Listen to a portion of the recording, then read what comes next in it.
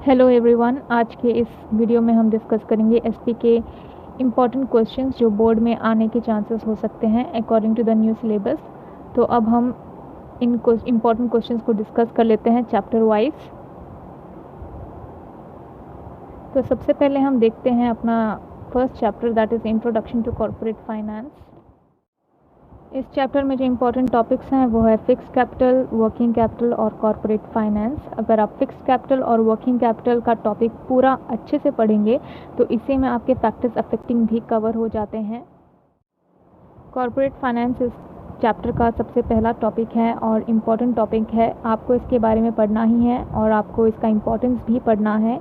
ये जो टॉपिक्स हैं इस चैप्टर के, ये बहुत इम्पॉर्टेंट हैं और ये बोर्ड एग्ज़ाम में ज़रूर पूछे जाते हैं किसी ना किसी तरीके से।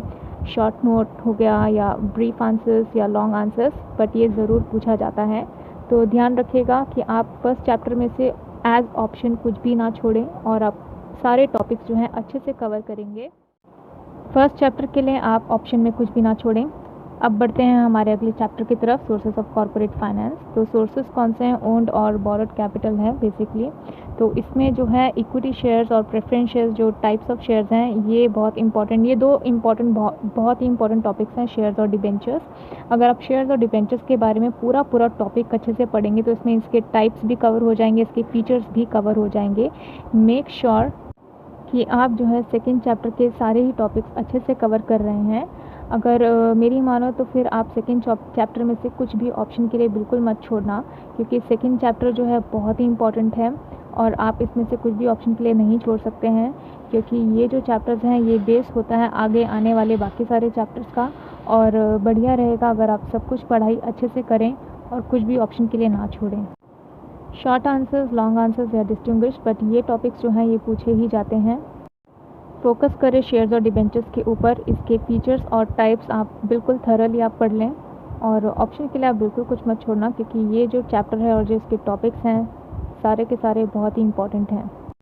Moving on to next chapter, that is issue of shares.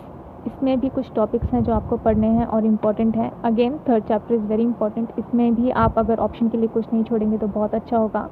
मेरी तरफ से मैं ज़रूर एम्फेसिस करूँगी कि आप जो फर्स्ट 3 चैप्टर्स हैं आप ऑप्शन के लिए कुछ भी मत छोड़ो और सारे ही टॉपिक्स अच्छे से पढ़ाई करो।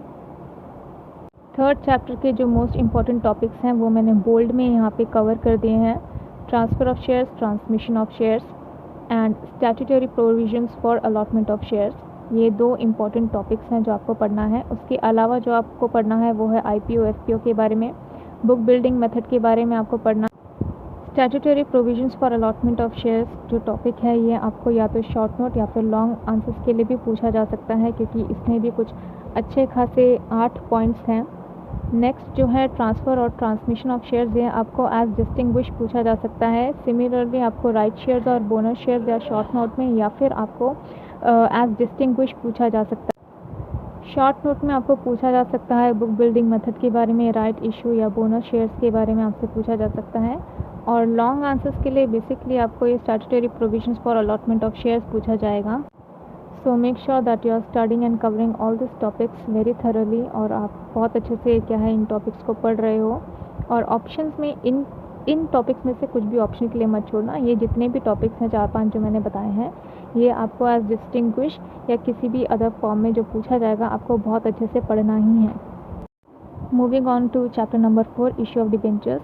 ये चैप्टर ज़्यादा बड़ा नहीं है, it is a small chapter और इसमें सिर्फ 2 ही क्वेश्चंस बनकर आते हैं जो इम्पोर्टेंट हो सकते हैं, वो है प्रोविजंस और प्रोसीजर। आप चाहो तो इस चैप्टर को ऑप्शन में डाल सकते हो, बट अगर बात सिर्फ 2 ही टॉपिक्स की है तो आप ये पढ़ सकते हो, कोई ख़राब बात नहीं है इसमें। तो अगर आप चाहते हो तो आप इस चैप्टर में से ये 2 टॉपिक्स जो है पढ़ सकते हो।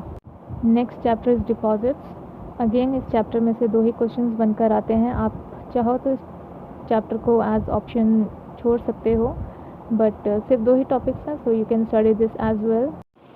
Next chapter is correspondence with members. ये लेटर्स वाला चैप्टर है। इस चैप्टर में टोटल 5 लेटर्स हैं, जिसमें से 3 मेन इम्पॉर्टेंट लेटर्स मैंने बोल्ड में ऑलरेडी लिख दिया है। इसमें से जो पहला लेटर है that is issue of bonus shares. Again ये बहुत इंपॉर्टेंट लेटर है और आप इसको अच्छे से पढ़ने वाले हो। Moving on to our next chapter, correspondence with debenture holders. Again इसमें 5 लेटर्स मैंने लिस्ट डाउन किए हैं, जिनमें से 3 इम्पॉर्टेंट है, उसको मैंने बोल्ड में मार्क कर दिया है ऑलरेडी। इसमें से जो 3 मेन इम्पॉर्टेंट लेटर्स हैं जो डिबेंचर होल्डर्स को लिखने हैं वो है at the time of allotment, at the time of redemption and at the time of conversion. तो ये जो 3 इम्पॉर्टेंट लेटर्स हैं ये आपको पढ़ना ही है। इसको मैंने बोल्ड में लिखा है और आप इसको ऑप्शन के लिए मत छोड़ना। Next is chapter number 8, correspondence with depositors. इसमें भी 3 इम्पॉर्टेंट लेटर्स जो मैंने बोल्ड में लिखे हैं। तो सबसे पहला इम्पॉर्टेंट लेटर जो है आप इसको मार्क कर लीजिए, वो है डिपॉजिटर को हमें एक थैंक यू लेटर लिखना है। एक दूसरा लेटर जो है वो रिन्यूअल के टाइम पे है और एक जो है रिपेमेंट के टाइम पे है। तो ये जो 3 लेटर्स हैं ये इम्पॉर्टेंट है और आपको इसको पढ़ना है। Moving on to our next chapter, chapter number 9, depository system. इसमें भी मैंने कुछ 5 क्वेश्चंस लिस्ट डाउन किए हैं, जिनमें से 3 बहुत ज़्यादा इम्पॉर्टेंट हैं। हो सके तो आप इन चैप्टर को ज़रूर पढ़ लेना। इसमें से बेसिकली डीमटीरियलाइजेशन और रीमटीरियलाइजेशन जो है आपको एज डिस्टिंग्विश पूछा जाएगा। And next 2 important questions are disadvantages of physical mode of holding securities and depository system and explain its advantages। ये आपको एज लॉन्ग आंसर पूछा जा सकता है। तो इस चैप्टर में सिर्फ यही 3 मेन इम्पॉर्टेंट क्वेश्चंस हैं और बाकी सब आप ऑप्शन में छोड़ सकते हो। Next chapter is dividend and interest. ये भी एक बहुत ही आसान सा टॉपिक है, क्योंकि आप डिविडेंड और इंटरेस्ट के बारे में ऑलरेडी अपने 2nd और 3rd और 4th चैप्टर में कवर कर चुके हो। तो ये जो चैप्टर है आपके लिए बहुत आसान हो जाता है। नॉर्मली फाइनल डिविडेंड और इंटरिम डिविडेंड का डिस्टिंग्विश में पूछा जाता है। तो आप जो है इस टॉपिक को आराम से पढ़ सकते हो। It is easier for you because आप ऑलरेडी ये जो है पहले चैप्टर्स में इस पार्ट को कवर कर चुके हो। इस चैप्टर के लिए आप डिविडेंड और इंटरेस्ट के फीचर्स भी ज़रूर कवर कर लेना, वो भी एज शॉर्ट नोट पूछा जा सकता है। Next chapter is financial market. इसमें से जो ये इंपॉर्टेंट टॉपिक्स हैं वो है प्राइमरी और सेकेंडरी मार्केट और मनी मार्केट और कैपिटल मार्केट। इसके फीचर्स भी आप पढ़ सकते हो और इसका जो मेनली जो ये एग्ज़ाम में पूछा जाएगा वो है डिस्टिंग्विश्ड रिलेटेड क्वेश्चन। तो आप प्राइमरी, सेकेंडरी, मनी मार्केट और कैपिटल मार्केट भी अच्छे से पढ़ लेना from distinguished point of view. Next chapter is stock exchange. This is the last chapter. इसमें से जो इम्पॉर्टेंट क्वेश्चंस हैं वो है स्टॉक एक्सचेंज का मीनिंग और फंक्शन और सेबी के फंक्शंस। तो स्टूडेंट्स, आज की इस वीडियो के लिए इतना ही। आपसे मैं मिलूँगी अपने अगले वीडियो में।